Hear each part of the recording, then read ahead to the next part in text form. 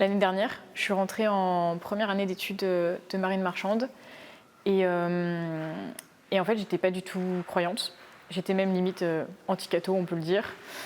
Je me suis liée d'amitié avec des personnes très catholiques et elles m'ont beaucoup parlé du scoutisme. On m'a proposé d'être chef-ten dans une meute qui se passait avec les quartiers nord, les enfants des quartiers nord de Marseille. Et j'ai trouvé la cause belle, donc je me suis engagée là-dedans sans savoir que qu'il y avait une connotation religieuse en fait. Et donc j'ai commencé les scouts en septembre. J'avais du mal à vraiment prendre ma place. On a fait une super belle messe en extérieur et le chant d'entrée de la messe m'a énormément touchée.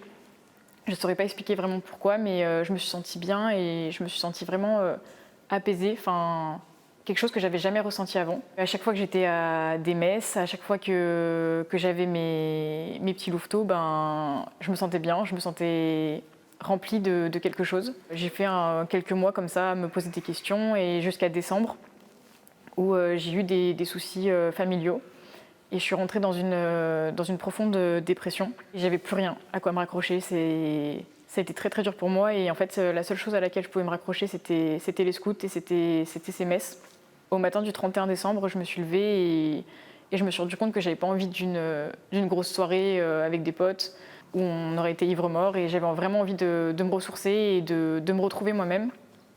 Et donc, je me suis renseignée et j'ai trouvé le sanctuaire de Notre-Dame de la Salette. J'ai pris ma voiture sur un coup de tête et je suis partie à Notre-Dame de la Salette. Et donc, du coup, j'ai passé un nouvel an religieux et ça a été le plus beau nouvel an de ma vie. Ça m'a permis de faire vraiment un vrai bilan sur toute l'année qui venait de s'écouler parce que même si elle se terminait mal, je me suis rendu compte qu'il y avait eu vraiment plein de belles choses et que je voulais m'accrocher à ça en fait pour 2018 et pour le futur.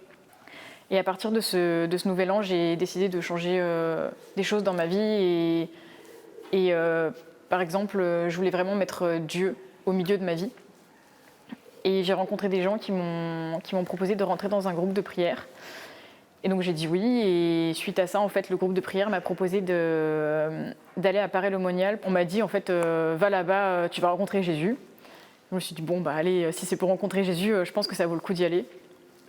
Et donc je suis partie à Paray-le-Monial et il y a un pasteur qui a lancé un chant très très beau qui s'appelle Abba Père. Et le pasteur nous a dit que ceux qui veulent donner leur vie à Dieu, que ceux qui ressentent cet appel, venez devant la scène, venez avec moi. Et j'ai ressenti cet appel très fortement.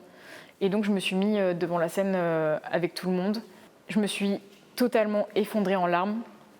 Et c'est comme si mon cœur s'était totalement ouvert en fait à quelque chose de beaucoup plus fort et s'était rempli entièrement d'amour et j'avais jamais ressenti ça avant. À partir de ce week-end-là, j'ai pris beaucoup de décisions dans ma vie, de changements. Surtout, j'ai pris la décision de donner un sens à chaque chose que je fais dans ma vie. Quand je dis donner un sens, c'est de se poser les bonnes questions et d'arriver à trouver les réponses en fait en Dieu et en nous. Après Paray-le-Monial, j'ai aussi pris la décision de me faire baptiser et j'ai donc commencé une préparation au baptême sur Marseille. Pour moi, le baptême, ce sera un renouveau, une renaissance. Enfin, je pense que je vais vraiment rencontrer le Christ à ce moment-là, en fait. C'est comme si, une fois que je serai baptisée, je serai vraiment, vraiment avec lui, en fait, et qu'on ne se quittera plus jamais.